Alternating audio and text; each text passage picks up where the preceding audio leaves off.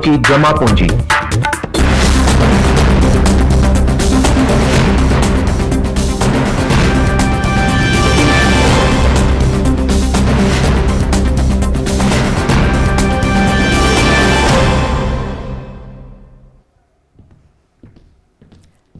नमस्कार, स्वागत है आप सभी का डीडी न्यूज पर। आप देख रहे हैं मिड डे प्राइम। मैं हूं रमा त्यागी। अगले 1 घंटे में हम बात करेंगे देश भर की बड़ी खबरों की, बताएंगे कि दुनिया भर में कौन कौन सी खबरों पर है सबकी नजर, क्या चल रहा है खेल और अर्थ जगत में, और कुछ झलके फिल्म, कला और संस्कृति के क्षेत्र से भी। लेकिन सबसे पहले बड़ी खबरें।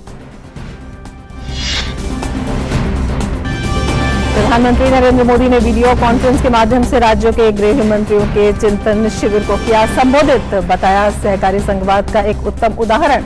पीएम ने कहा, बीते वर्षों में सरकार के स्तर पर किए गए कामों की वजह से पूरे देश में बना शांति का वातावरण।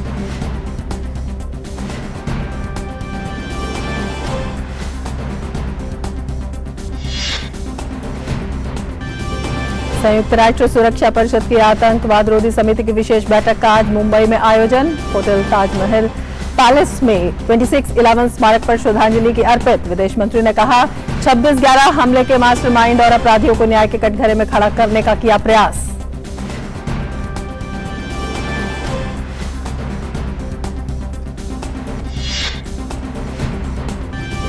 केंद्रीय स्वास्थ्य मंत्री डॉक्टर मनसुख मांडविया ने इंडोनेशिया के बाली में G20 स्वास्थ्य मंत्रियों की दूसरी बैठक में समापन सत्र को किया संबोधित। कहा, सार्वभौमिक हेल्थ कवरेज और सतत विकास लक्ष्यों की उपलब्धि के लिए प्रौद्योगिकी के उपयोग को बढ़ावा देना है समय की मांग।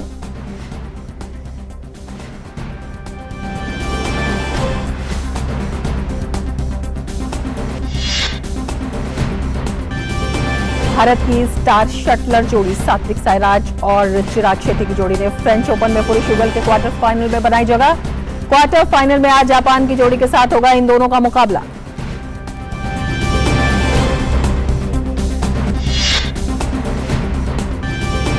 और नहाए खाए के साथ 4 दिनों के छठ महापर्व की हुई शुरुआत। श्रद्धालुओं ने पवित्र नदियों में किया स्नान। दिल्ली की यमुना नदी में लोगों को एक बार फिर जहरीली झाग के बीच ही नहाना पड़ा। दिल्ली सरकार से यमुना को साफ किए जाने की मांग।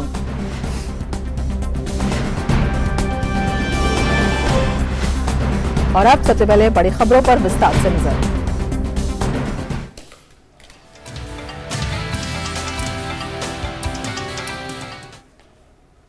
फरीदाबाद के सूरजकुंड में 2 दिवसीय चिंतन शिविर का आज अंतिम दिन है। पीएम नरेंद्र मोदी ने सभी राज्यों के गृह मंत्रियों के चिंतन शिविर को संबोधित किया। पीएम मोदी का संबोधन वीडियो कॉन्फ्रेंसिंग के जरिए हुआ। पीएम मोदी ने कहा कि देश में उत्सव के माहौल के बीच शांति और सौहार्द जरूरी है। उन्होंने कहा कि अलग अलग चुनौतियों के बीच इन त्योहारों में देश की एकता का सशक्त होना नागरिकों की तैयारियों का प्रतिबिंब भी है। पीएम मोदी ने कहा कि कानून व्यवस्था राज्यों की जिम्मेदारी है, लेकिन ये राष्ट्र की एकता और अखंडता से भी जुड़े हुए हैं। हमें एक बात और समझनी होगी, अब कानून व्यवस्था किसी एक राज्य के दायरे में सिमटी रहने वाली व्यवस्था नहीं रह गई है। अब अपराध इंटरस्टेट और इंटरनेशनल हो रहे हैं। यानी टेक्नोलॉजी की मदद से एक राज्य में बैठे अपराधी दूसरे राज्य में भयंकर अपराध करने की ताकत रखते हैं। देश की सीमा से बाहर बैठे अपराधी भी टेक्नोलॉजी का जमकर गलत इस्तेमाल कर रहे हैं। इसलिए हर राज्य की एजेंसियों का आपस में तालमेल, केंद्र और राज्य की एजेंसियों का आपस में तालमेल, ये बहुत जरूरी है। प्रधानमंत्री मोदी ने अपराध रोकने के लिए प्रौद्योगिकी के इस्तेमाल पर जोर दिया। उन्होंने साइबर क्राइम सहित अन्य आतंकवाद से संबंधित अपराध पर अंकुश लगाने के लिए नई टेक्नोलॉजी पर काम करते रहने पर जोर दिया। पीएम ने कहा कि स्मार्ट टेक्नोलॉजी से कानून व्यवस्था को स्मार्ट बना पाना संभव होगा। साइबर क्राइम हो या फिर ड्रोन टेक्नोलॉजी का हथियारों और ड्रग्स तस्करी में उपयोग, इनके लिए हमें नई टेक्नोलॉजी पर काम करते रहना होगा। हम जितनी तेजी से आगे बढ़ेंगे, जो क्राइम करने वाला वर्ल्ड है उसका भी ग्लोबलाइजेशन हो चुका है, वो इंटरस्टेट हो चुका है, वो भी टेक्नोलॉजी में फॉरवर्ड हो चुके हैं। मतलब हमें उनसे 10 कदम आगे जाना होगा। हमें हमारी कानून व्यवस्था को भी स्मार्ट बनाना, इसके लिए बहुत ही आग्रह से काम करना पड़ेगा। प्रधानमंत्री नरेंद्र मोदी ने कहा कि सूरजकुंड में गृह मंत्रियों का यह चिंतन शिविर सहकारी संघवाद का एक बेहतर उदाहरण है। यहाँ राज्य एक दूसरे से सीखते हुए एक दूसरे से प्रेरणा ले सकते हैं, जिससे देश की बेहतरी के लिए मिलकर काम किया जा सके। सूरजकुंड में हो रहा गृह मंत्रियों का ये चिंतन शिविर कोऑपरेटिव फेडरलिज्म का भी एक उत्तम उदाहरण है। हर एक राज्य एक दूसरे से सीखे, एक दूसरे से प्रेरणा ले, देश की बेहतरी के लिए मिलजुल करके काम करें। ये संविधान की भी भावना है और देशवासियों के प्रति हमारा दायित्व भी है। अपने संबोधन में पीएम ने कहा कि आने वाले 25 वर्ष देश में एक अमृत पीढ़ी के निर्माण का वर्ष है, जो पंच प्राणों के संकल्पों को धारण करने से निर्मित होगी। देशवासियों से अपील करते हुए उन्होंने कहा कि ये 5 प्राण एक संकल्प है, जिसको सिर्फ सामूहिक प्रयास से सिद्ध किया जा सकता है। विकसित भारत का निर्माण, गुलामी की हर सोच से मुक्ति, विरासत पर गर्व, एकता और एकजुटता और सबसे प्रमुख बात नागरिक कर्तव्य, इन पंच प्राणों का महत्व आप सभी भली भांति जानते हैं, समझते हैं। ये एक विराट संकल्प है, जिसको सिर्फ और सिर्फ सबका प्रयास से ही सिद्ध किया जा सकता है। पीएम ने राज्य सरकारों से केंद्रीय जांच एजेंसियों का सहयोग करने की अपील भी की। उन्होंने कहा कि यह हर राज्य का दायित्व है, ये चाहे राज्य की एजेंसी हो या फिर केंद्रीय एजेंसी, सभी एजेंसियों को एक दूसरे का पूरा सहयोग देना चाहिए। कई बार केंद्रीय एजेंसियों को कई राज्यों में एक साथ जांच करनी पड़ती है, दूसरे देशों में भी जाना पड़ता है।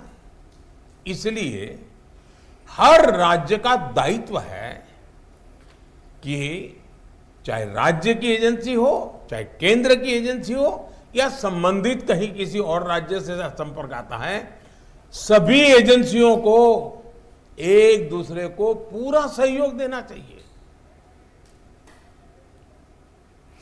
और हमारे संवाददाता शैलेंद्र मिश्र हमारे साथ जुड़े हुए हैं और ज्यादा जानकारी के साथ। शैलेंद्र, प्रधानमंत्री ने बेहद अहम बातें आज चिंतन शिविर में कही।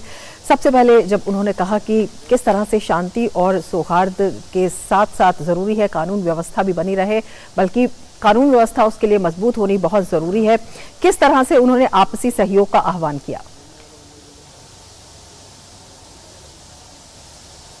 देखिए रमा, आज के प्रधानमंत्री नरेंद्र मोदी के संबोधन से जो चिंतन शिविर हरियाणा में 2 दिन का चल रहा है, आज दूसरा दिन है, जिसमें जो प्रमुख राज्य हैं, जो सभी राज्य हैं, उनके जो गृह मंत्री हैं वो शामिल हो रहे हैं, सुरक्षा के जो तमाम वरिष्ठ अधिकारी हैं वो शामिल हो रहे हैं। और हम जानते हैं कि बहुत सारे राज्यों में गृह मंत्रालय का प्रभार खुद मुख्यमंत्री देखते हैं, तो ऐसे में तमाम प्रमुख राज्यों के हम देख रहे हैं कि मुख्यमंत्री भी इस सम्मेलन में हिस्सा ले रहे हैं, इस चिंतन शिविर में हिस्सा ले रहे हैं। सबसे अहम बात प्रधानमंत्री ने ये कही कि क्या हाँ ये हो सकता है सभी राज्य मिलकर सोचे, एक आग्रह किया कि आगे क्या कभी इस बारे में कोई बात हो सकती है कि जैसे वन नेशन वन कार्ड है, वन नेशन और बाकी चीज़ें एक तरह से एक पहचान की जा रही है, तो क्या पुलिस की वर्दी पूरे देश में एक तरह से हो, उसमें राज्य को अपना लोगो हो सकता है। इस विचार पर क्या कोई बातचीत हो सकती है, क्या आपस में कोई चर्चा हो सकती है राज्यों के बीच, राज्य इस बारे में सोचें। एक आग्रह के तौर पर, सुझाव के तौर पर प्रधानमंत्री ने इस बात को सामने रखा। दूसरी बात प्रधानमंत्री ने कहा कि पुलिस बल में वाहनों को नया होना चाहिए, पुराना नहीं होना चाहिए, और जो स्क्रैप पॉलिसी है उसके मद्देनज़र क्या हम ये कर सकते हैं कि नए वाहनों को रखा जाए और किस तरह से पुराने वाहनों को हटाया जाए, जिससे कि एक सफाई अभियान जो चल रहा है तमाम मंत्रालयों में उसी तर्ज पर जो स्क्रैप पॉलिसी एक बनी है उसमें कैसे लाभ उठाया जा सकता है, जिससे ज़्यादा एक तरह से चुस्त दुरुस्त पुलिस व्यवस्था जो है हो सके और नए वाहन मिल सके देश के पुलिस बलों को अलग अलग राज्यों में। उस पर कोई व्यापक तौर पर कोई बड़ी पहल हो सकती है, ये देखने वाली बात हो, इस पर क्या आगे बढ़ा जा सकता है। तीसरी बात यह है कि इस बात का जिक्र पहले गृह मंत्री अमित शाह ने भी किया था कि आपस में सहयोग की ज़रूरत है विभिन्न राज्यों के बीच। प्रधानमंत्री ने खास तौर पर आज इस बात को कहा कि डीजीपी जो कॉन्फ्रेंस हुई थी उसमें तमाम महत्वपूर्ण विषयों पर चर्चा हुई थी और उसमें जिन बिंदुओं को रेखांकित किया गया था उनको समझने की ज़रूरत है। किस तरह से दो राज्य के जो सीमावर्ती जिले हैं उसके आपस की जो पुलिस है वो एक दूसरे के साथ बातचीत करके अपराध रोकने में काम करती है और उससे जो एक कई अहम बातें सामने आई थी उस पर ध्यान देने की ज़रूरत है। जो पुलिस के जो बड़े अधिकारी हैं, जो मुख्यमंत्री हैं, उन्हें इस बात को देखना होगा, क्योंकि अब जो अपराध है वो सीमाओं से परे है। हम ये समझते हैं कि अब जो साइबर अपराध है या तकनीक को लेकर जो अपराध है या ड्रोन के दुरुपयोग की जो बातें हैं उसमें हम देख रहे हैं कि वो कई राज्यों से जुड़ा मसला होता है। तो ऐसे में सभी राज्य एक दूसरे से मिलकर काम करें, जो बेहतर प्रैक्टिस है वो सिर्फ अपने तक सीमित न रखें, उस जानकारी को साझा करें और क्या कोई कॉमन प्लेटफॉर्म हो सकता है, इस बात का प्रधानमंत्री नरेंद्र मोदी ने जिक्र किया। चूंकि हम जानते हैं कि जब भारत तेजी से आगे बढ़ रहा है तो नई नई तरह की चुनौतियां भी सामने आ रही हैं, जिसका जिक्र प्रधानमंत्री नरेंद्र मोदी ने किया कि हमें ये देखना होगा, समझना होगा कि किस तरह से जो नई चुनौतियां हैं उनसे हम बेहतर तरीके से निपट सकते हैं, पुलिस बल को आधुनिक बनाकर और तमाम तकनीक पर काम करके। चूंकि तकनीक का इस्तेमाल बहुत ज़रूरी है और उसमें नई नई तकनीक का लगातार हमें ध्यान रखना है कि किस तरह से उस पर आगे बढ़ा जाना है, क्योंकि तभी हम जो नए चुनौतियां पैदा हो रही हैं अलग अलग प्रकार की उनसे निपट सकते हैं। एक बात जो प्रधानमंत्री ने और बहुत महत्वपूर्ण कही रमा, उसका जिक्र मैं करना चाहूँगा।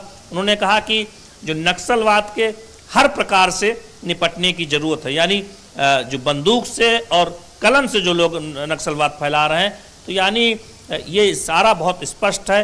हम जानते हैं कि हाल ही में एक आंकड़ा साझा किया गया है जिसमें हम देख रहे हैं कि उग्रवाद नक्सल उग्रवाद प्रभावित जो जिले हैं उसमें बहुत कमी आई है बीते 8 वर्षों में और उसमें एक सफलता मिली है। लेकिन प्रधानमंत्री ये चाहते हैं कि उस दिशा में और आगे सफलता मिले और हमारी जो एजेंसियां हैं वो इस तरह से काम करें जिससे न केवल जो बंदूक से नक्सलवाद फैला रहे हैं बल्कि उनके पीछे जो लोग हैं जो कलम से या फिर कुछ विचारों के जरिए नक्सलवाद फैलाने का काम कर रहे हैं उन पर भी नकेल कसी जाए। तो निश्चित तौर पर आज प्रधानमंत्री ने इस बात को खास तौर पर रेखांकित किया है। बिल्कुल, कई महत्वपूर्ण इशारे प्रधानमंत्री ने दिए हैं। इसके अलावा प्रधानमंत्री ने जो बेहद महत्वपूर्ण बात कही है वो सहकारी संघवाद की कही है और तमाम तरह की चुनौतियां जो आप बता रहे हैं, जो प्रधानमंत्री ने भी कहा, उन्हें पहचानना और उन पर पार पाना, इसमें सहकारी संघवाद कितनी बड़ी महत्वपूर्ण भूमिका निभा सकता है? ये देखिए, इस तरह के जो चिंतन शिविर होते हैं, जो प्रधानमंत्री नरेंद्र मोदी ने गुजरात के मुख्यमंत्री रहते इसकी परिकल्पना की थी और हम जानते हैं कि वहाँ नियमित तौर पर कई वर्षों से इस तरह के चिंतन शिविर आयोजित किए जाते हैं जिसमें राज्य के पुलिस अधिकारी या फिर अलग अलग जो विभाग के लोग हैं वो एक साथ बैठते हैं, चर्चा करते हैं समस्याओं पर और कैसे उससे पार पाया जा सकता है। आज हम देख रहे हैं कि 2 दिन से यह दूसरा दिन है जब देश भर के पुलिस के जो प्रमुख अधिकारी हैं, साथ ही साथ केंद्र शासित प्रदेशों के उपराज्यपाल हैं, राज्यों के गृह मंत्री हैं, जिसमें कई राज्यों के मुख्यमंत्री शामिल हैं जिनका जो गृह मंत्रालय का जिम्मा भी संभाल रहे हैं अपने अपने राज्यों में। तो दरअसल ये चिंतन शिविर ही ये दिखाता है कि किस तरह से ऐसी चुनौतियों को लेकर तमाम राज्यों और केंद्र के साथ सहयोग मिलकर आगे बढ़ा जा सकता है। और ये जरूरी भी है कि इस तरह की चुनौतियां जो उभर रही हैं उनसे पार तभी पाया जा सकता है, चाहे वो मादक पदार्थों की तस्करी रोकना हो या फिर महिलाओं के लिए बेहतर सुरक्षित वातावरण बनाना हो या उग्रवाद जो वामपंथी उग्रवाद है उस समस्या से निपटना हो। इन सब को लेकर तभी बहुत बेहतर तरीके से आगे बढ़ाया जा सकता है जब राज्यों के बीच आपस में सहयोग हो। प्रधानमंत्री ने इस बात का जिक्र भी किया कि कैसे नई तकनीक में देखिए फायदा हुआ है, सीसीटीवी के जरिए आजकल पहचान हो रही है। तो ऐसे में कैसे नई नई तकनीक का हम इस्तेमाल अपराध को रोकने, अपराध की जांच को आगे बढ़ाने में और दोषियों को सजा दिलाने में कर सकते हैं, उस ओर हमें ध्यान देने की जरूरत है। और हम जानते हैं कि बहुत उल्लेखनीय प्रगति हुई है अगर आप बीते कुछ वर्षों में देखें, लेकिन अभी रास्ता लंबा है, क्योंकि हमें ये सुनिश्चित करना होगा कि ज़्यादा से ज़्यादा बेहतर तरीके से दुनिया में जब हम वैश्विक पावर बन रहे हैं तो हमारी पुलिसिंग भी अंतर्राष्ट्रीय स्तर की होनी चाहिए। हमारा जो ढांचा है, जो नेटवर्क है आतंक विरोधी, हमारा जो कानून व्यवस्था को लेकर जो पुलिसिंग है, जो आधुनिक नेटवर्क है, वो सब अंतर्राष्ट्रीय स्तर का ही होना चाहिए और हम नंबर 1 होना चाहिए। निश्चित तौर पर इस तरफ ध्यान देना होगा। और हम जानते हैं कि प्रधानमंत्री ने इस बात का एक तरफ जिक्र भी किया कि किस तरह से हमें जरूरत है और आगे बढ़ने की। बिल्कुल, बेहद महत्वपूर्ण बात प्रधानमंत्री ने ये भी कही कि अमृत काल चल रहा है और आगामी जो 25 साल हैं वो अमृत पीढ़ी के निर्माण के लिए, और उसमें 5 प्राणों का संकल्प। कि देखिए, हम जानते हैं कि जो 5 प्राण है उनके संकल्प के साथ आगे बढ़ना है, और जब हम आज़ादी के 100 वर्ष पूरा कर रहे होंगे तो किस तरह से उन लक्ष्यों को हासिल करना है, उस पर जो गृह मंत्रालय ने एक कार्य योजना बनाई है उसका जिक्र गृह मंत्री अमित शाह ने कल भी किया था। और किस तरह से जो चर्चा हो रही है, आप देखें कल के सत्र में और आज के सत्र में, वो दरअसल गृह मंत्रालय की तरफ से उस पर आगे बढ़ने का प्रयास है, चाहे वो सीमा के आसपास प्रबंधन को लेकर हो या फिर आंतरिक सुरक्षा को लेकर हो, मादक पदार्थों की तस्करी रोकने को लेकर हो, जिसको लेकर एक बड़ा अभियान चलाया जा रहा है, या फिर महिलाओं के लिए ज़्यादा सुरक्षित वातावरण बनाने को लेकर हो, या साइबर अपराध से निपटने के लिए जो कदम उठाए जा रहे हैं, आतंकवाद और वामपंथी उग्रवाद से निपटने के लिए जो कदम उठाए जा रहे हैं, उसके जो नतीजे भी सामने आए हैं उसको साझा किया गया। तो निश्चित तौर पर हमें देखते हैं कि कैसे लोगों के सहयोग के साथ उन लक्ष्यों की तरफ आगे बढ़ाया जा सकता है। क्योंकि प्रधानमंत्री ने इस बात का जिक्र भी किया कि 5 प्राण का जब वो जिक्र कर रहे थे कि किस तरह से नागरिक कर्तव्य वो बहुत महत्वपूर्ण है, यानी लोगों को भी अपनी जिम्मेदारी समझनी है।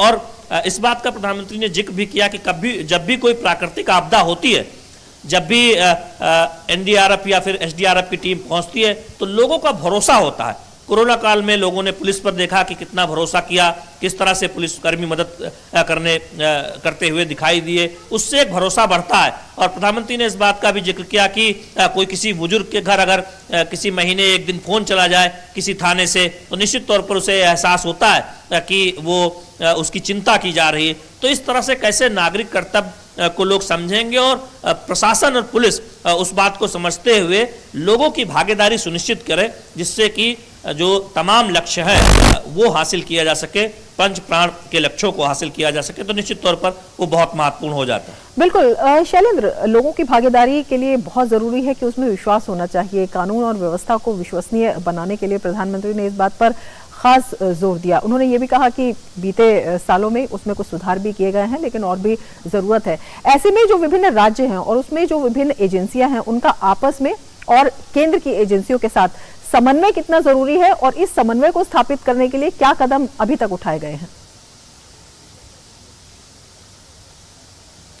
देखिए, हम जानते हैं कि आजकल जो नए तरीके के अपराध हो रहे हैं वो सीमाओं से परे हैं, यानी किसी एक राज्य की सीमा से बंधे नहीं हुए हैं, चाहे वो साइबर अपराध हो या फिर तकनीक का दुरुपयोग करते हुए कोई अपराध। तो निश्चित तौर पर 2 या 2 से ज़्यादा राज्यों की पुलिस के आपस में समन्वय की कई बार ज़रूरत होती है जब जांच आगे बढ़ती है, या फिर इस तरह के अपराध को रोकने के लिए एक तालमेल की ज़रूरत होती है केंद्र और राज्य के एजेंसियों के बीच। और हम देख रहे हैं कि उसमें बहुत काम हुआ है। यही वजह है कि बड़ी संख्या में हम देख रहे हैं कि मादक पदार्थों को जब्त किया गया है, और हम जानते हैं कि एक अभियान के तहत उन्हें जलाया जा रहा है। तो ऐसे में तमाम राज्यों के बीच जो आपस में सूचनाओं का आदान प्रदान हुआ है उससे बहुत फायदा मिल रहा है, लेकिन अभी काफ़ी सफ़र तय करना है, अभी काफ़ी आगे जाना है। और शायद यही वजह है कि प्रधानमंत्री नरेंद्र मोदी ने इस बात की तरफ इशारा भी किया कि किस तरह से हमें आपसी समन्वय, आपसी तालमेल से आगे बढ़ना है। कि चूंकि पुलिसिंग एक ऐसा विषय है जो राज्य का विषय माना जाता है, कानून व्यवस्था राज्य का विषय है, लेकिन हम देख रहे हैं कि नए नए तरह के जो अपराध सामने आ रहे हैं उसमें कई बार ये एक तरह से देखें कि बहुत ज़रूरी होता है कि कई राज्यों के बीच आपस में तालमेल हो, क्योंकि सीमाओं से परे अपराध हो रहे हैं तो उसमें तालमेल की ज़रूरत और बढ़ जाती है, समन्वय की ज़रूरत और बढ़ जाती है। और हम जानते हैं कि जांच को लेकर हो, आपसी जो बेस्ट प्रैक्टिस है उनको साझा करने को लेकर हो, या फिर फोरेंसिक एविडेंस को लेकर हो, उसमें हम देख रहे हैं कि तालमेल बढ़ा है, एक दूसरे से सूचनाएं साझा की जाती हैं, लेकिन उसमें अभी और आगे जाने की ज़रूरत है। ये बात मुख्य तौर पर रेखांकित की गई है। बिल्कुल बेहद अहम है, इन्हीं सब बातों को लेकर ये चिंतन शिविर। आप नजर बनाए रखें शैलेंद्र, बहुत शुक्रिया तमाम जानकारी के लिए। और मीडिया प्राइम में आगे बढ़ने से पहले लेते हैं एक ब्रेक। आप देखते रहिए डीडी न्यूज। तुझे क्या हुआ है? शादी हो गई ना यार। पर सीरियसली महीने में एक बार तो मिलना चाहिए। हाँ मेरे बाप की एयरलाइंस है ना। अरे 3 महीने में एक बार तो मिल सकते हैं। करेक्ट, पर कहाँ? इधर मेरे घर। तुझे कोई परमानेंट लैंडलॉर्ड मिल जाए क्या? Permanent landlady. प्रिया ने कहा हर महीने किराया देने से अच्छा है अपनी EMI भरो। तो हम किराएदार से मकान मालिक बन गए। मतलब ये घर तुम लोग का है? सच्ची? बट सीरियसली गाइस, किश्तों से रिश्ता जोड़ो, किराया तो पराया होता है। आसान किश्तों में home loans. Bank of India, रिश्तों की जमा पूंजी। ब्रेक के बाद फिर से आपका स्वागत है और मीडिया प्राइम में अब बात ताजा खबर की।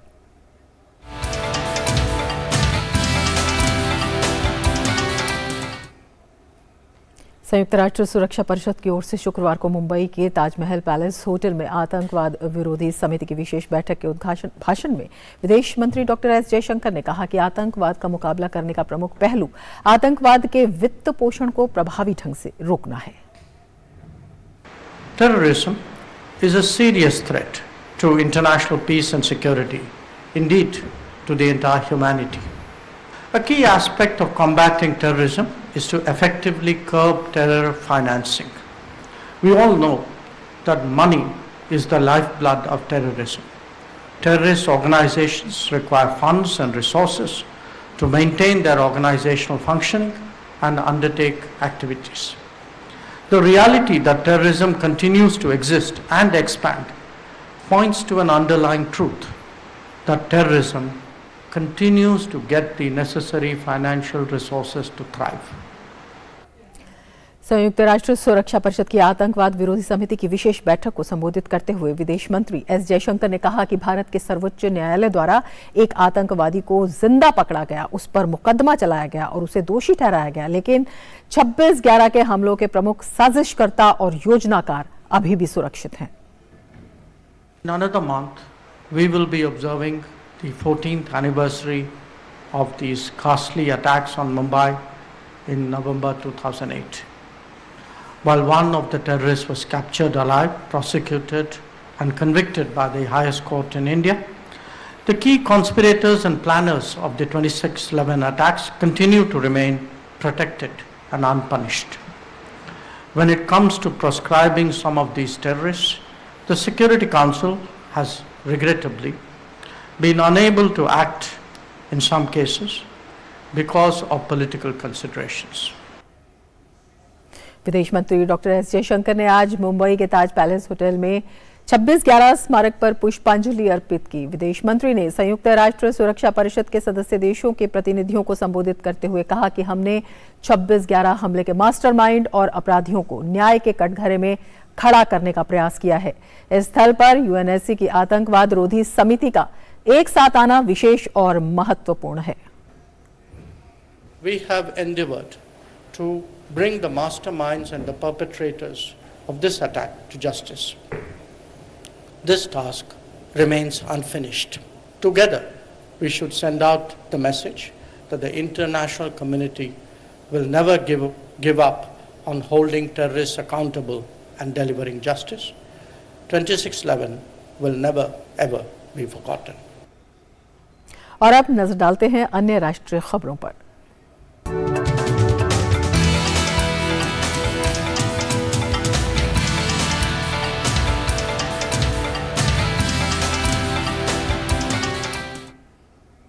केंद्रीय स्वास्थ्य और परिवार कल्याण मंत्री डॉक्टर मनसुख मांडविया ने कहा है कि प्रधानमंत्री नरेंद्र मोदी के नेतृत्व में केंद्र सरकार ने स्वास्थ्य के क्षेत्र को प्रमुखता दी है। उन्होंने कहा कि भारत विश्व स्वास्थ्य सुरक्षा के लिए प्रतिबद्ध है और सुनिश्चित करना चाहता है कि आने वाली पीढ़ियों को भी स्वास्थ्य की सभी सुविधाएं मिले।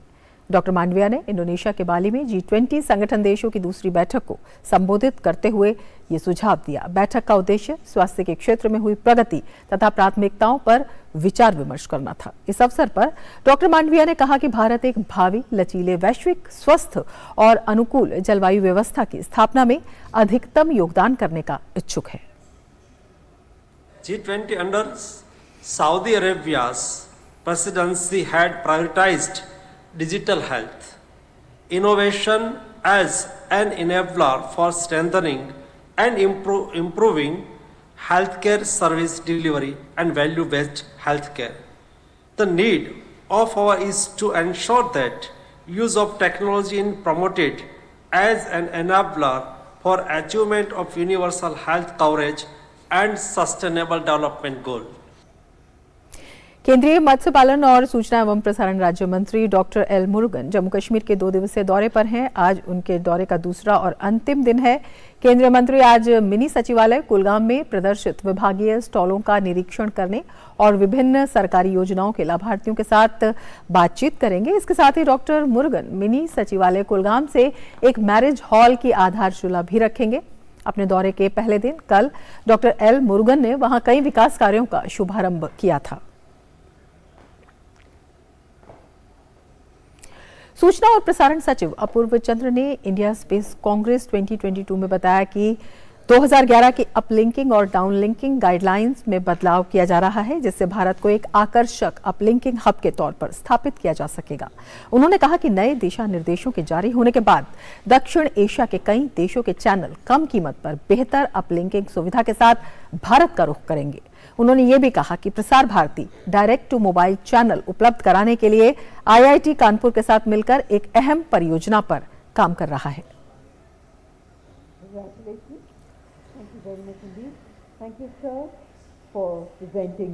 The uplifting downlisting guidelines of 2011, they are now around 11 years old. We are in the process of revising these guidelines, and the revision should be out very shortly. We want to deregulate the uplinking of satellites under the guidelines so that India can become a hub. Today we are giving permission for uplinking as well as downlinking. Uplinking can be deregulated, so at least the channels from the neighboring countries, let's say Nepal, Bangladesh, Bhutan, Sri Lanka, they can use India as a hub for uplinking of channels, and that will provide a further boost to the satellite communication sector of the country. आगे बढ़ते हैं। प्रधानमंत्री नरेंद्र मोदी आज ArcelorMittal के Hazira steel plant के भूमि पूजन समारोह में शामिल होंगे। ArcelorMittal विस्तार परियोजना भूमि पूजन समारोह को वीडियो कॉन्फ्रेंसिंग के जरिए संबोधित करेंगे। 60,000 करोड़ रुपए के निवेश के साथ ये विस्तार परियोजना गुजरात राज्य और देश भर में रोजगार के अवसर पैदा करेगी। पीएम के आत्मनिर्भर भारत के सपने को साकार करने की दिशा में ये एक और कदम होगा। इस परियोजना के जरिए अलग अलग प्रकार के स्टील उत्पादन में मदद होगी, जो वैश्विक विनिर्माण केंद्र के रूप में भारत की स्थिति को और मजबूत करेगी। कंपनी के मुताबिक ArcelorMittal और निप्पन स्टील के संयुक्त उपक्रम ArcelorMittal निप्पन स्टील इंडिया के हजीरा संयंत्र की कच्चे इस्पात की क्षमता 90 लाख टन सालाना से बढ़कर 1.5 करोड़ टन सालाना हो जाएगी। दिल्ली एनसीआर में प्रदूषण का स्तर बढ़ता जा रहा है। हवा की गुणवत्ता बेहद खराब के स्तर तक पहुंच गई है। दिल्ली एनसीआर का एयर क्वालिटी इंडेक्स 329 पहुंच गया है, जो बहुत ही खराब श्रेणी में आता है। ऐसे में लोगों के स्वास्थ्य पर गहरा खतरा मंडरा रहा है। विशेषज्ञों का कहना है कि प्रदूषण से बचाव के लिए रोजमर्रा की दिनचर्या में बदलाव करने होंगे। अगर जरूरी ना हो तो सुबह और शाम को घर से बाहर निकलने से परहेज करें। आगे बढ़ते हैं। गढ़वा जिला को आकांक्षी जिला में शामिल होने के बाद सरकार की मंशा और गरीबों की आकांक्षा दोनों ही फलीभूत होने लगी है। पिछले कुछ सालों में यहां पर स्वास्थ्य सुविधाओं में काफी सुधार हुआ है। इसकी वजह से यहां लोगों को काफी सहूलियत हुई है। पेश है जमीनी हकीकत से जुड़ी हमारी ये खास रिपोर्ट।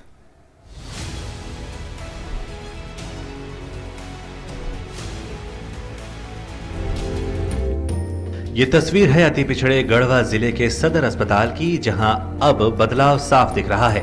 देश के पिछड़े जिलों में शामिल गढ़वा जिले में विकास को गति देने के लिए केंद्र सरकार ने इस जिले को देश के आकांक्षी जिलों में शामिल किया, जिसके बाद विकास को गति देने के लिए कई प्रयास शुरू किए गए, जो अब यहां जमीन पर दिखने लगे हैं। सदर अस्पताल में पीएम फंड से ऑक्सीजन प्लांट लगाया गया है। साथ ही नीति आयोग द्वारा RT-PCR लैब की सुविधा बहाल होने से स्थानीय मरीजों को काफी फायदा मिला है।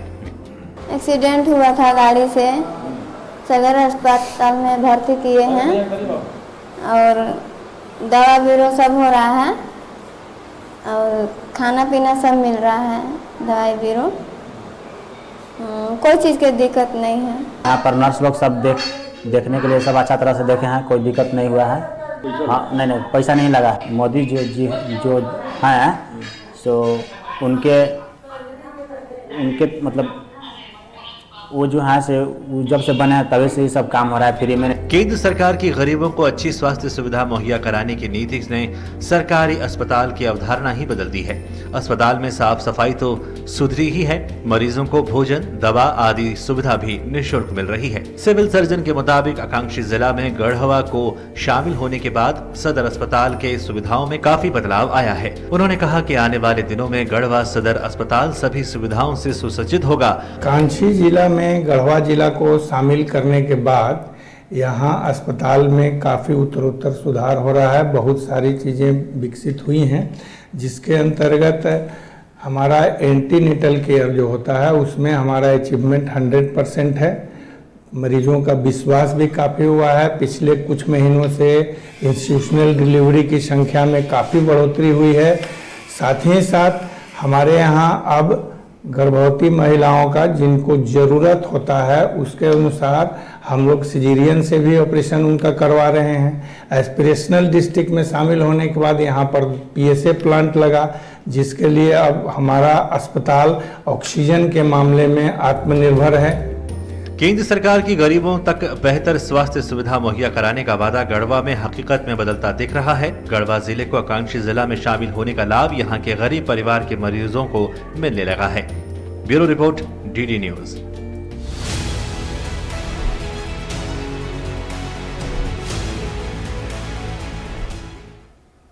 और अब देखते हैं अर्थ जगत से जुड़ी खबरें।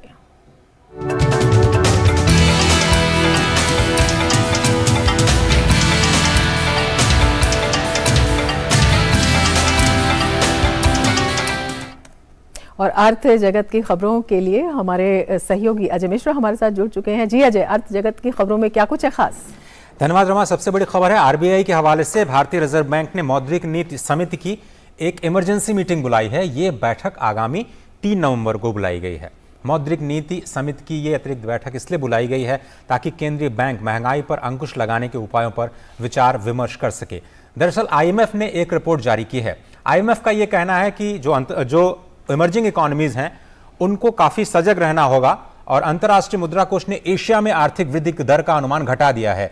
ये शुक्रवार को जारी की गई रिपोर्ट है। 2022 में एशिया की GDP केवल 4% रहने का अनुमान जताया गया है। यह पहले के अनुमान से 0.9 करीब 1% कम है।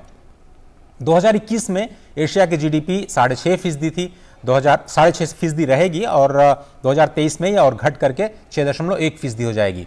मुश्किल यह है कि जो चीन की GDP है वो केवल 3.2% की दर से बढ़ेगी।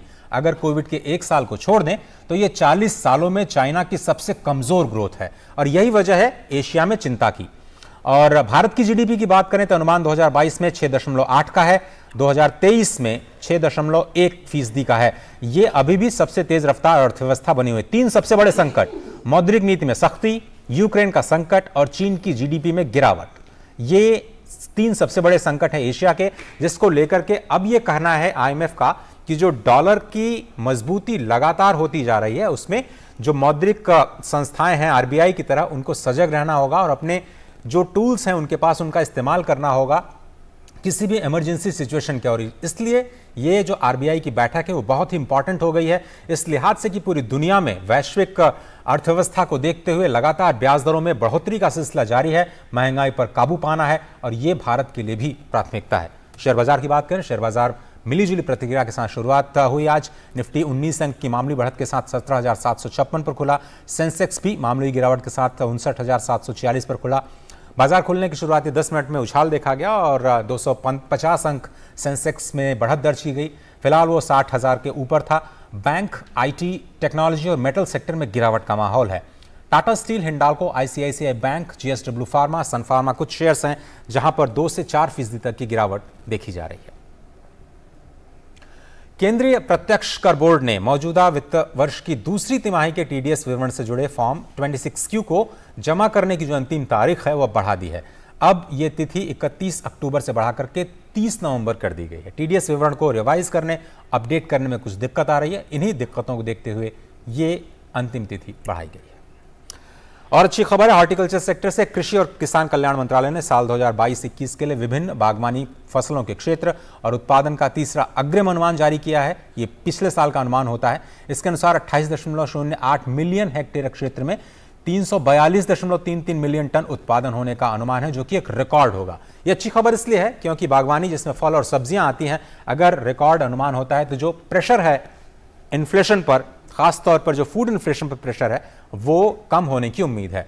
बागवानी के किसानों, वैज्ञानिकों और अधिकारियों को बधाई दी गई है और ये जो नई तकनीक का इस्तेमाल किया जा रहा है लगातार डाइवर्सिफिकेशन के लिहाज से, उसका असर दिखाई दे रहा है। तो फिलहाल व्यापार प्राइम के आज के इस अंक में सिर्फ इतना ही। बाकी खबरों के लिए वापस चलते हैं रमा के पास। बहुत धन्यवाद अजय जी, व्यापार जगत की सभी खबरों के लिए। और अब बात उन खबरों की जो दुनिया भर में सुर्खियों में छाई हुई हैं।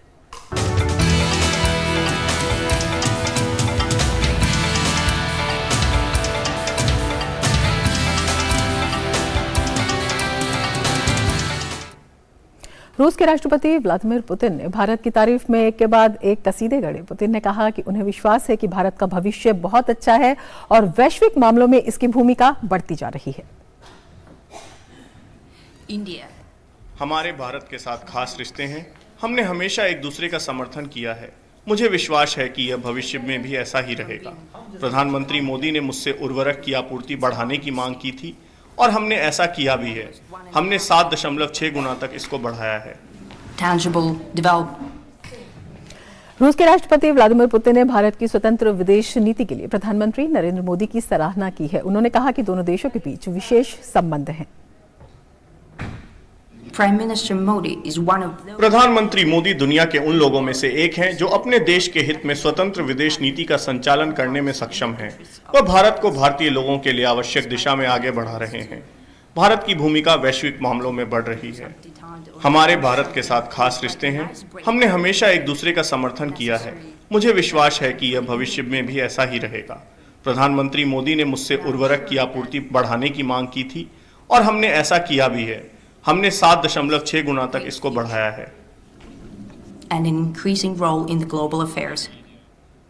संयुक्त राष्ट्र का परमाणु निगरानी विभाग यूक्रेन पर रूस द्वारा लगाए गए डर्टी बम के आरोपों का स्वतंत्र सत्यापन करेगा। अंतर्राष्ट्रीय परमाणु ऊर्जा एजेंसी के महानिदेशक राफेल ग्रॉसी ने कहा कि IAEA के निरीक्षक यूक्रेन में 2 स्थानों पर अपना काम करेंगे। ग्रॉसी ने कहा कि निरीक्षक परमाणु सामग्री का पता लगाने के लिए काम करेंगे। उन्होंने बताया कि ये सत्यापन सुरक्षा उपायों और परमाणु सामग्री के बिना जानकारी के उत्पादन और 2 स्थानों पर प्रसंस्करण से संबंधित है।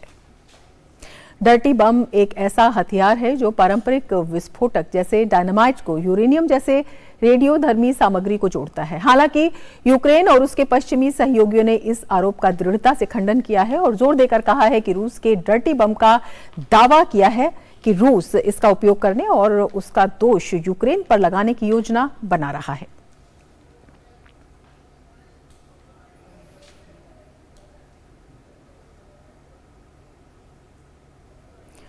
अमेरिकी रक्षा सचिव लॉयड ऑस्टिन ने कहा कि रूस में सालाना परमाणु बलों के लिए आयोजित होने वाले ग्रोम अभ्यास में रूस द्वारा परमाणु हथियारों की वास्तविक तैनाती के ऐसे कुछ भी संकेत नहीं दिख रहे हैं। लॉर्ड ऑस्टिन ने बताया कि ऐसा नहीं लगता है कि रूस ग्रोम अभ्यास की आड़ में परमाणु हथियारों की तैनाती कर रहा है। ट्विटर के सीईओ पराग अग्रवाल और वित्त प्रमुख नित सेगल ने कंपनी के सैन फ्रांसिस्को मुख्यालय को छोड़ दिया है। ट्विटर के लिए परामर्शदाता और ट्रस्ट की प्रमुख विजया गड्डे को भी निकाल दिया गया है। एलन मस्क अब ट्विटर के प्रभारी हैं। मस्क के पास ट्विटर का अधिग्रहण पूरा करने के लिए आज शुक्रवार तक का समय था। इसी साल अप्रैल में ट्विटर ने मस्क द्वारा सोशल मीडिया सेवा को खरीदने और इसे निजी करने के प्रस्ताव को स्वीकार किया था।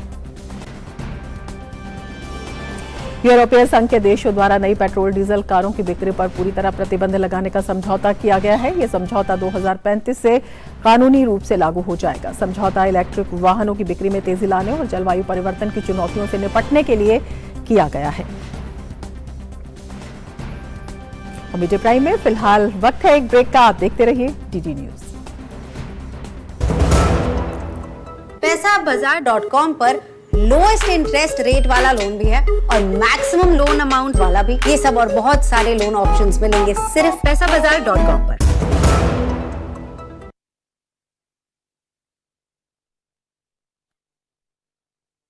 खेल जगत की खबरें।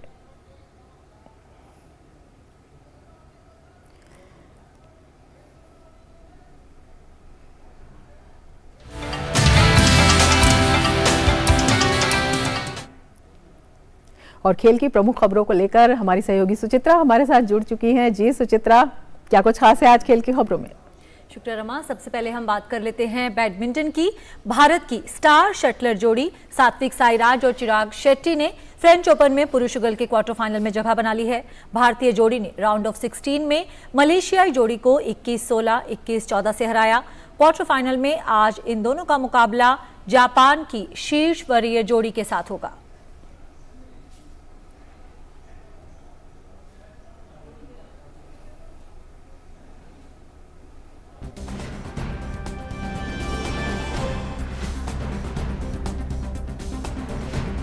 और अब खबर T20 विश्व कप से जुड़ी।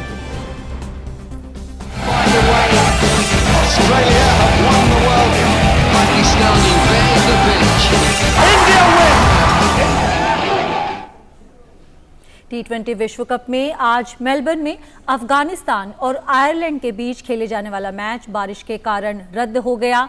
मैच में एक भी गेंद नहीं फेंकी जा सकी और टॉस भी नहीं हुआ। इससे पहले अफगानिस्तान का न्यूजीलैंड के खिलाफ मैच भी बारिश में धुल गया था। वो मैच भी मेलबर्न में ही खेला जाना था। अपने पहले 2 मैच वॉश आउट होने के बाद अफगानिस्तान को दोनों मैच में अंक बांटने पड़े। आज के मैच में अंक हासिल करने के बाद आयरलैंड की टीम अपने ग्रुप में दूसरे स्थान पर आ गई है। आयरलैंड ने अपने पहले मैच में इंग्लैंड को हराया था। न्यूजीलैंड ग्रुप में पहले स्थान पर है। न्यूजीलैंड के खाते में 2 मैच के बाद 3 अंक है। विश्व कप के आज के दिन के दूसरे मुकाबले में मेजबान ऑस्ट्रेलिया और इंग्लैंड आमने सामने होंगे। ये मैच भी अब तक बारिश के कारण शुरू नहीं हो सका है। न्यूजीलैंड से पहला मैच गंवाने के बाद ऑस्ट्रेलिया ने पिछले मैच में श्रीलंका के खिलाफ शानदार जीत दर्ज की। वहीं दूसरी ओर इंग्लैंड की टीम आयरलैंड के हाथों मिली हार के बाद जीत हासिल कर अपनी लय को वापस पाना चाहेगी। T20 विश्व कप में हुए एक बड़े उलटफेर में जिम्बाब्वे ने एक बेहद रोमांचक मुकाबले में पाकिस्तान को 1 रन से हरा दिया। पहले बल्लेबाजी करते हुए जिम्बाब्वे ने निर्धारित 20 ओवर में 8 विकेट खोकर 130 रन बनाए। जवाब में पाकिस्तान की टीम 20 ओवर में 8 विकेट पर 129 रन ही बना सकी और सिर्फ 1 रन से यह मुकाबला हार गई। अंतिम ओवर में पाकिस्तान को जीत के लिए 11 रन चाहिए थे और उनके हाथ में 4 विकेट थे। हालांकि पाकिस्तान की टीम ने आखिरी ओवर में 2 विकेट गंवा दिए और 9 रन ही बना सकी। विश्व कप में ये पाकिस्तान की लगातार दूसरी हार रही। भारत के खिलाफ मैच में भी पाकिस्तान को अंतिम गेंद पर हार का सामना करना पड़ा था।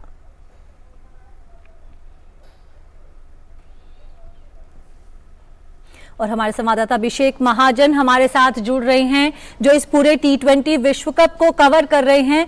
अभिषेक, आज पहला मैच बारिश में धुल चुका है, दूसरे मैच पर भी बारिश का साया मंडरा रहा है। T20 विश्व कप की टाइमिंग को लेकर, वेन्यूज को लेकर लगातार सवाल उठ रहे हैं। खासतौर से अफगानिस्तान जैसी टीम के लिए जरूर बुरा लगता है क्योंकि टैलेंट है उनके खिलाड़ियों में, कुछ एक्सपीरियंस गेन करने के लिए विश्व कप में आए थे, लेकिन पहले 2 मैच वॉश आउट हो जाना, क्या कहेंगे अफगानिस्तान के लिए?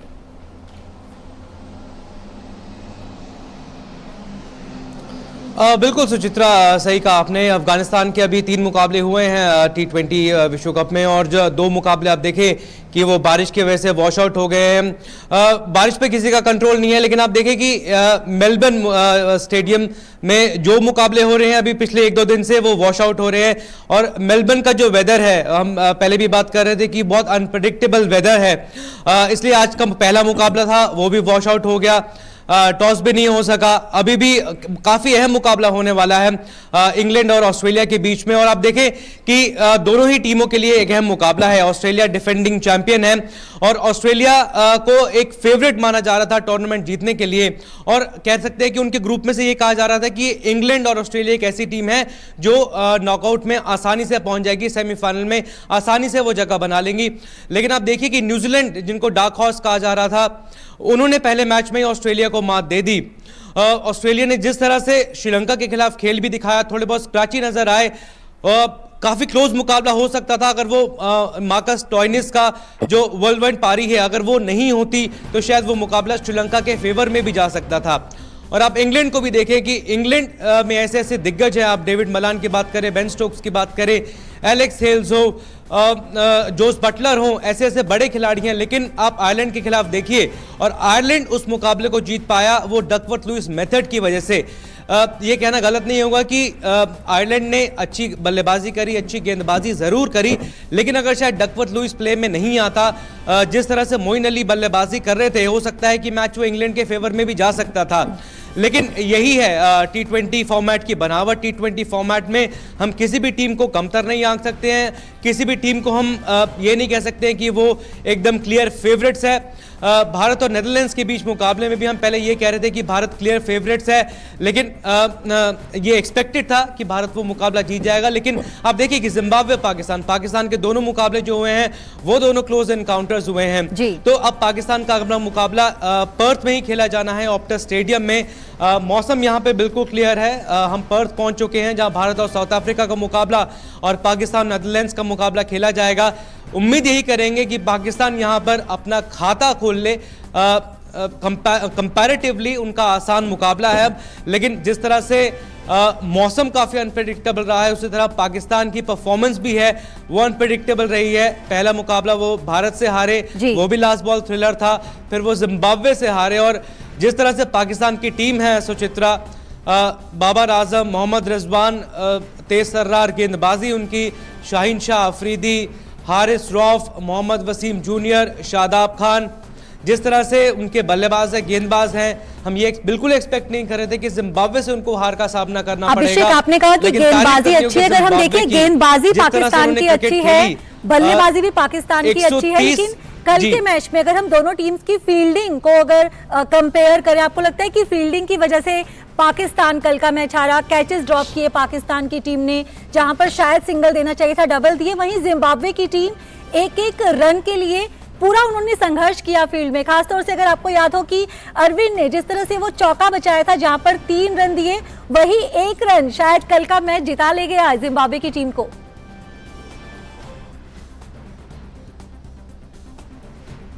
बिल्कुल सही कहा आपने सुचित्रा, कैचेस विन मैचेस हम हमेशा से बात करते आए हैं और बहुत ही बढ़िया परफॉर्मेंस हम कह सकते हैं, 100% कमिटमेंट दिखाई जिम्बाब्वे ने। और प्रेस कॉन्फ्रेंस के बाद सिकंदर रजा जो टॉप परफॉर्मर हैं उनके, वो जब आए उन्होंने यही कहा, उनसे ये पूछा गया बाकायदा कि आपको कब लगा कि आप पाकिस्तान को मात दे सकते हैं। उन्होंने कहा कि जब मैच की पहली बॉल डालने से पहले हमें यह भरोसा था कि हम पाकिस्तान टीम को मात दे सकते हैं। तो इस तरह का भरोसा था जिम्बाब्वे की टीम के अंदर। तो इवेंस की बात करें, एरविन की बात करें, सिकंदर रजा की बात करें, सभी खिलाड़ी जो हैं उन्होंने 100% कमिटमेंट दिखाई। फील्डिंग पाकिस्तान की काफ़ी टाइम से कमज़ोर कड़ी रही है।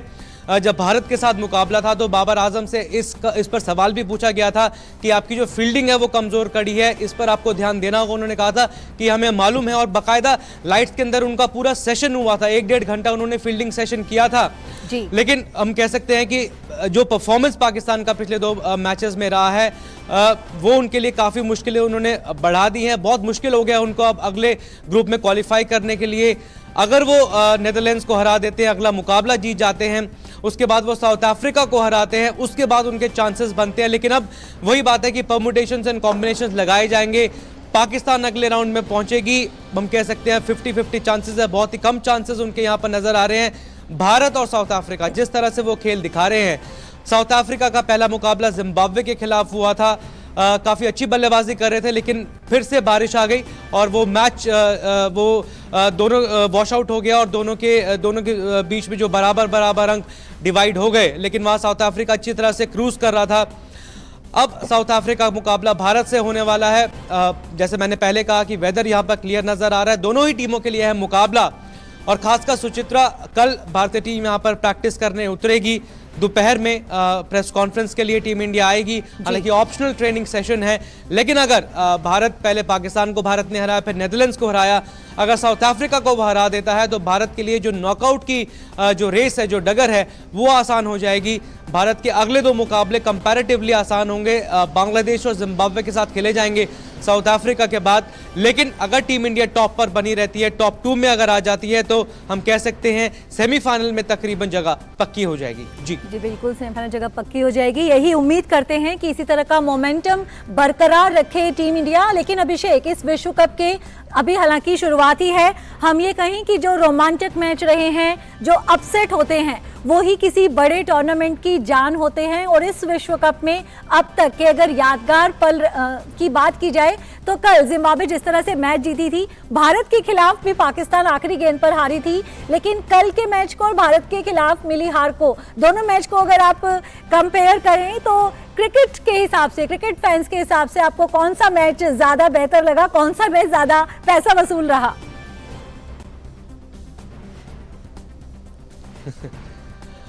अब कहना मुश्किल है सुचित्रा, लेकिन अब फैंस के इस लिहाज से अगर आप देखें तो जो भारत और पाकिस्तान का मुकाबला था, मतलब 95,000 से 1 लाख लोग मैदान पर वो मैच देख रहे थे, विटनेस कर रहे थे।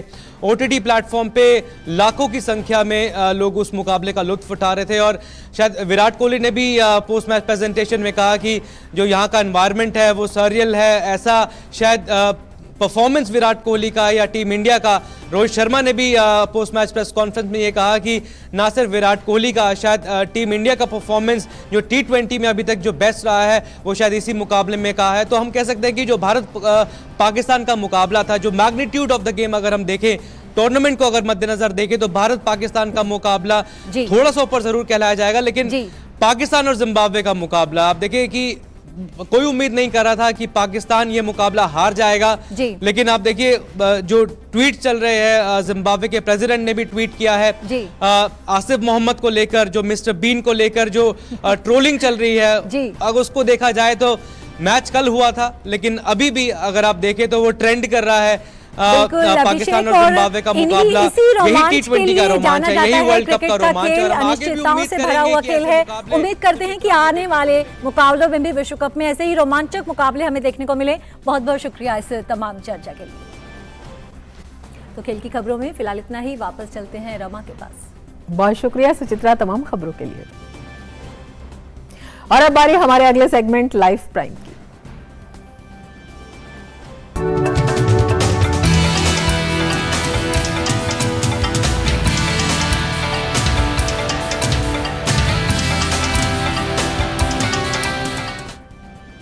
लोक आस्था के महापर्व छठ की आज से नहाय खाए के साथ शुरुआत हो गई है। नहाय खाए के दिन सुबह जल्दी उठकर स्नान करके और नए कपड़े, साफ सुथरे कपड़े पहनकर शाकाहारी भोजन किया जाता है। नहाय खाए के दिन महिलाएं घर की साफ सफाई करती हैं। घर में चने की दाल, लौकी की सब्जी और भात प्रसाद के रूप में बनाया जाता है। इस भोजन में सेंधा नमक का प्रयोग किया जाता है। 4 दिनों तक चलने वाले इस पर्व के पहले दिन नहाय खाए, दूसरे दिन खरना, तीसरे दिन संध्या अर्घ्य और चौथे दिन पूषा देते हुए समापन होता है।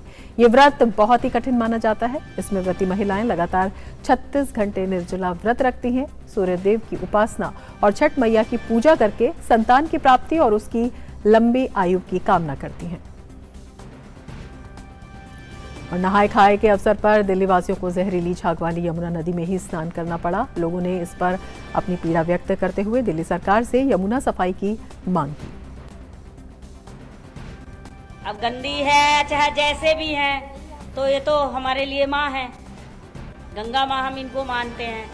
अब पब्लिक ने, लोगों ने गंद मचा दिया, ये तो चाहिए सरकार को ना, जो यहाँ का विधायक वगैरह है उनको चाहिए कि हम साफ सुथरा करवाएं।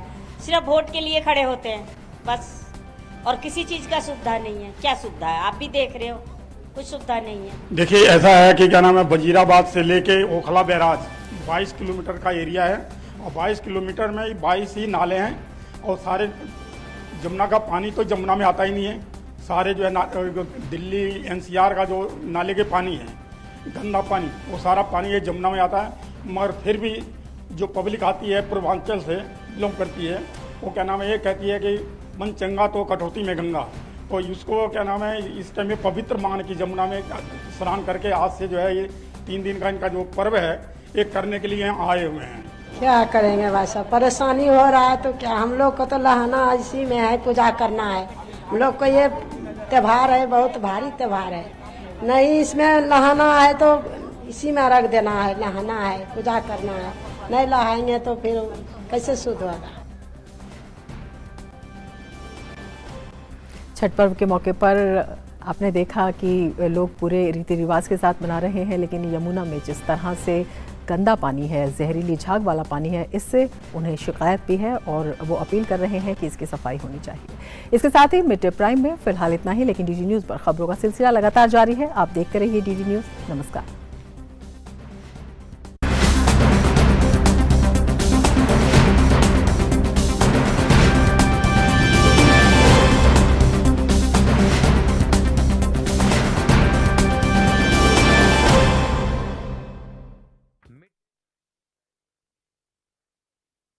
की जमा पूंजी।